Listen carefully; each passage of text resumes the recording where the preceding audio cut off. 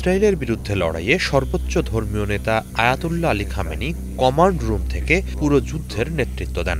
ইরানের পাল্টা হামলার পরিকল্পনা নির্ধারণ করেন তিনি। তার নির্দেশে পরিচালিত হামলার জেরেই বাধ্য হয়ে ইসরায়েল ও যুক্তরাষ্ট্র ১২ দিনের মাথায় যুদ্ধবিরতিতে যেতে বাধ্য হয়। ইরান ইসরায়েল যুদ্ধ নিয়ে বিশেষ এক সাক্ষাৎকারে এসব কথা জানিয়েছেন ইরানের পার্লামেন্ট স্পিকার মোহাম্মদ বাগের গালিবাফ। ১৩ জুনের প্রথম প্রহরে আকস্মিক ইরানে ব্যাপক হামলা শুরু করে ইসরায়েল। প্রথম ধাক্কাতেই ইরানের কয়েকজন শীর্ষ জেনারেলকে হত্যা করে তারা।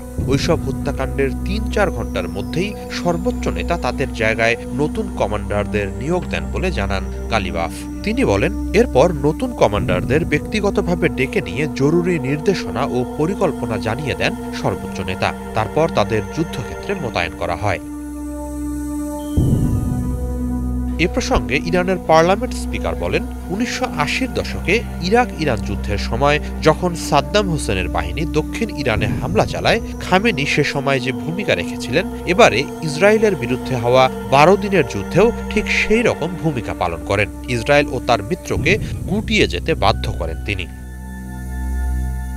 শুধু তাই নয়, ইসরায়েলের হামলা শুরুর পর দ্রুততার সাথে জাতির উদ্দেশ্যে ভিডিও বার্তা দেন সর্বোচ্চ নেতা। তাতে তিনি স্পষ্টভাবে ইরানের অবস্থান জানিয়ে দেন। হামলার জন্য ইসরায়েলকে যে চরম মূল্য দিতে হবে, অর্থাৎ ইরান পিছু না হটে পাল্টা আঘাত হানবে, সেই সিদ্ধান্ত জানান দেন। তার ওই ভাষণ ইরানবাসীকে উজ্জীবিত করেছে, বলেন বাগেরি।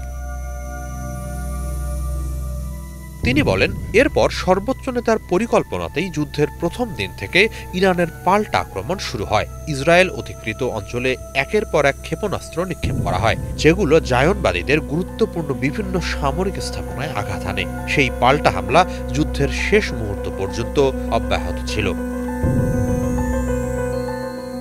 ওই সাক্ষাৎকারে গালিবাফ বলেন, ইরানের তীব্র হামলায় প্রকৃতপক্ষে যে ক্ষতি ও প্রাণহানির শিকার ইসরায়েল তা অস্বীকার করছে। যুদ্ধের শেষ দিনগুলোতে ইরানের ৯০% ক্ষেপণাস্ত্র নির্ধারিত লক্ষ্যবস্তুতে আঘাত হানে।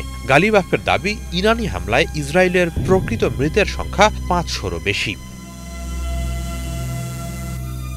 কেবল ইসরায়েল নয়, যুক্তরাষ্ট্রও ইরানি হামলায় প্রকৃত ক্ষয়ক্ষতির কথা গোপন করেছে বলে জানান ইরানের পার্লামেন্ট স্পিকার। এ প্রসঙ্গে বিভিন্ন আন্তর্জাতিক গণমাধ্যমের বরাত দিয়ে তিনি বলেন, পরমাণু স্থাপনায় হামলার প্রতিক্রিয়ায় ইরান কাতারে যুক্তরাষ্ট্রের সামরিক ঘাঁটি আল উদৈদ এয়ারবেজে আঘাত হানে। সেটি লক্ষ্য করে ১৪টি ক্ষেপণাস্ত্র নিক্ষেপ করা হয়। তার মধ্যে ৬টি লক্ষ্যভেদ করে বলে দাবি গালিবাফের। এতে করে যোগাযোগ ব্যবস্থায় ব্যবহৃত আল উদৈদের অন্তত একটি জিওডেসিগনোম বিধ্বস্ত হয়। হিজল জোবায়ের, বাংলা ভিশন।